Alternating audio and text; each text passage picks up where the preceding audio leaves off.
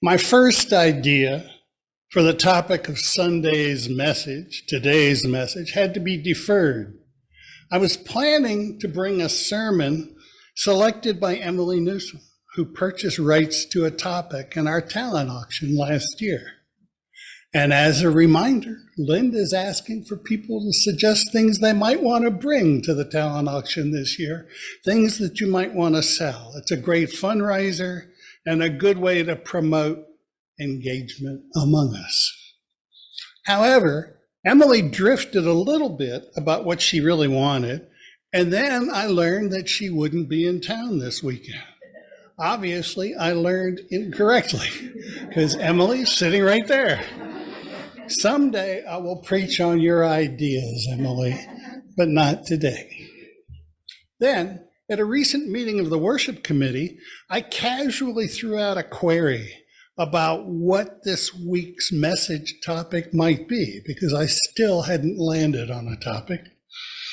Now, your worship committee is a dedicated group of people, and they put a lot of effort into all aspects of pulling off a worship service here every week. They schedule the speakers, they arrange the order of service when there are guest speakers, they evaluate and discuss all the facets of the products you see, they serve as worship assistants and technical supporters, and all kinds of things behind the scenes. And they do this with little or no complaint, because they love the product of their combined effort. And at this meeting, as at all of our meetings, there were no complaints or indications of impatience or short tempers between the participants. Everyone was a model of loveliness. But as we checked in at the start of the meeting, and every time something came up about our personal lives, it became very clear that these folks were all fried. As a group, we were cool, but it became clear that each of us was challenged, overburdened, and emotionally exhausted in our personal and professional lives, and that as much as we tried to work around it during our meeting, every one of us was carrying some deep freight. This is not rare. It's probably the normal state of affairs in their lives.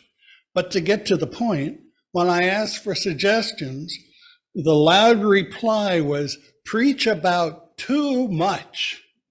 So I shall do so. Our modern lives are busy. We all hold so many roles and take on many responsibilities. Many of us have jobs, and rarely do we hear people complain that their jobs are just too easy or too comfortable to fit their lives. Even for those who fundamentally like their work, the day-to-day realities are typically stressful and demanding. And then we have homes and children and other family members and friends and organizations we engage with and pastimes and hobbies we pursue, etc., etc., etc. Now, all of these things might be good, and we might want to pursue them and put time into them, but it all comes at a cost in time, in energy, in money, and in emotional bandwidths. And that is when things are going well.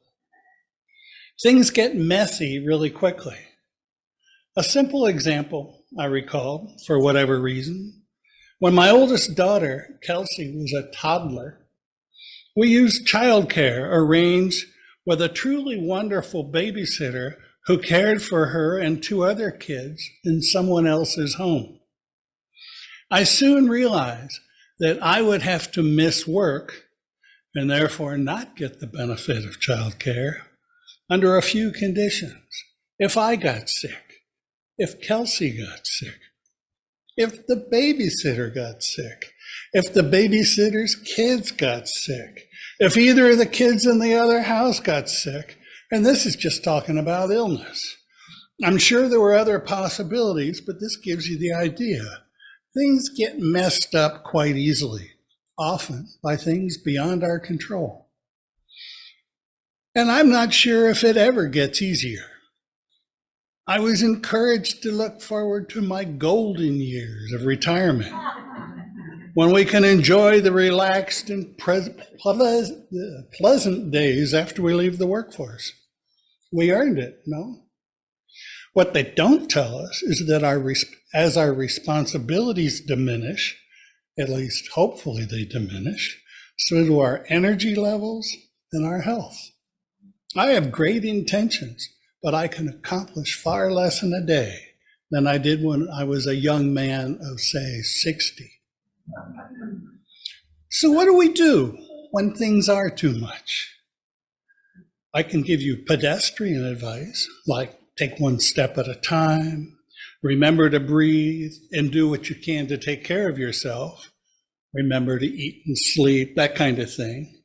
It is easy to forget these things, and they're not always bad reminders. And I hope for many of you that coming to church is something that helps you cope with the demands and pressures of life. There are several ways to approach the problem of too much. One is to realize that underneath everything, the things that combine to be so onerous in our lives are the result of choices that we made. And they occur in situations that we constructed, not that we control, but that we walked into with open eyes, maybe. Not that we chose for our schedules and emotions to become gridlock, but we made choices that led to all of the relationships and entanglements that we manage. When life pressures begin to feel too much, one way to respond is by reducing our commitments.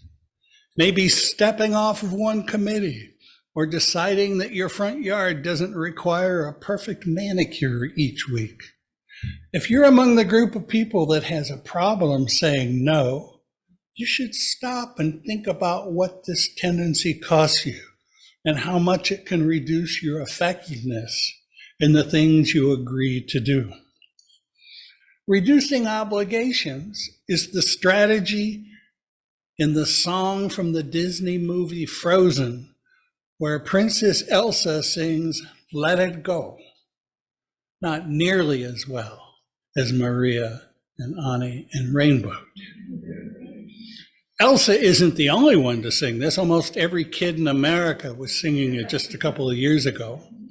But without going into detail, Elsa was isolated and unhappy. She had this terrible problem of everything she touched turned to ice. And she was supposed to be the new queen, but responded to these pressures by running away, by abdicating and abandoning her country. She sings this song as she flees to the distant mountains to build an ice fortress where she intends to live alone. Listen to some of the words we just heard. Couldn't keep it in, heavens know I tried. Don't let them in, don't let them see. The fears that once controlled me can't get to me at all. You'll never see me cry. I'm never going back. The past is in the past. I'm not quite as lyrical as the song, but those are the things they said.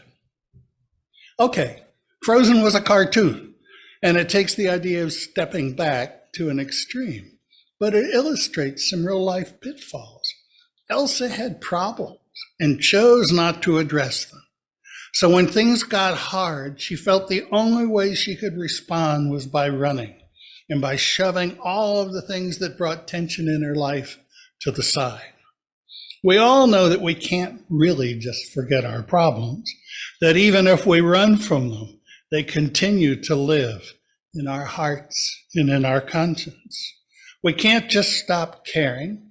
And as much as we might try to repress the things we don't like, we know that unresolved ills continue to live on. Even if we decide to let it go, the problems persevere and the frustration and unhappiness lingers. Now, this does not imply that you can't rearrange your life and make choices about where you place priorities. What it does suggest is that you should make careful judgments and mindful choices as you negotiate life. Sometimes too much will happen, no matter how careful you are with managing yourself and your obligations.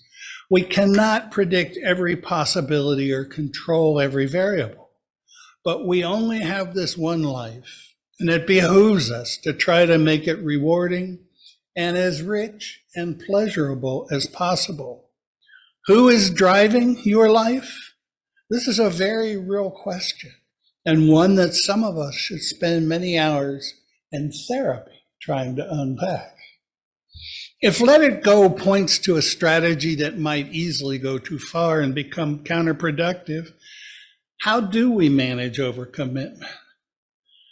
One place to turn is to a different sacred text, the book of Lennon and McCartney, with their suggestion to let it be, which we heard Gene play earlier in the service. When life gets you down, when you're experiencing bad things, grief, anxiety, and anger among them, and these can overwhelm you and have debilitating effects on your well-being. Whatever is rocking your boat, you can't just ignore it and let it go away. You need to let it be and then respond. It is important that you recognize as best you can what is a problem for you. Awareness of what brings discomfort is a crucial step. You do not need to accept your problems, but you can't just ignore them either. Repression is never a good plan. By honestly examining feelings, you can decide which ones are difficult for you and prepare to deal with whatever brings them forth. Sounds easy, right? Just go do that. Some lyrics from Let It Be. When I find myself in times of trouble, and then there's the Mother Mary comes to me part, which I don't understand, but in my mind it suggests you contemplate and get support. Speaking words of wisdom, let it be. And then there will be an answer. Let it be. So you can't change all of the things that aggravate or hurt you. They are there. But you can affect how you deal with them and try to steer how they impact your life. It's always a good plan to spend time intentionally getting curious about your own feelings, especially those that are regular, recurring feelings. Here in church, I often call you to consider what is important to you. Where is your holy, your sacred? What inspires you? What brings a sense of purpose, meaning, and wholeness into your life? What is important? These are things you should know. You should be able to answer that, at least for today. Tomorrow it might be different. We all have different ways of knowing in our hearts and minds. Some meditate, or take walks, or pray, create art, or see a counselor. It's probably wise if there is discipline or a sense of ritual and regularity in these practices, but they work even if we use them in an ad hoc, as needed, or as possible basis. However you can do it, finding a time and a place for contemplation and self-analysis is critical. It's critical for your own happiness. Sometimes things become too much because that is just the way of things. Our lives are challenging. One big assessment is how permanent or long-lasting too much is. There's always the possibility of that perfect storm of too many things at once befalling us. And we all know that stuff happens. And sometimes maybe we're ready to deal with it. And sometimes too much is just unavoidable. And something important If something important arises that takes over and dominates your life, your emotions, and your consciousness for a while. One example is caring for a loved one through a serious illness or an end-of-life situation. In some ways, nothing is more stressful, more anxiety-producing, more difficult in ways both physical and emotional. And yet this is also an ultimate act of love and caring. And most people I have seen engaged in these duties, as much as they hate the situation, would never accept being anywhere else. Nursing your loved one is a choice made at the highest level of meaning. It is a sacred devotion. And when it happens, when it's needed, all other demands on your time become secondary. This is a time where you make choices, and most of us make the right choice. But for most of us, most of the time, I challenge you to take the reins and try to manage life as best you can. When I was in that worship committee meeting where each of us was experiencing too much, I had to feel sadness. These are wonderful and caring people gathered to work on our behalf. The discussions were all pleasant because the people are pleasant. They were doing work they cared about, work that fed their spirits, and yet there was this overcast between them because each was suffering a bit to bring their contributions to us all. I hope that each of them and each of you can find strategies to manage the sometimes extreme loads we accept in the course of our lives. I hope that all of us can take some precious moment to evaluate whether the things we are called to pursue are indeed the things we believe that we should pursue. Mary Oliver posed this question as, tell me, what is it you plan to do with your one wild and precious life? This is as important as any question that may be posed to you. And each of us is the only person that can begin to form an answer.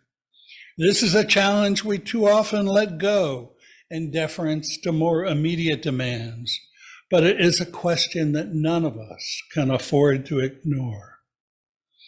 Each of you is sacred. Treat yourselves as if you believe that. Tell me, what is it you plan to do with your one wild and precious life? Amen. So it be. Ashe.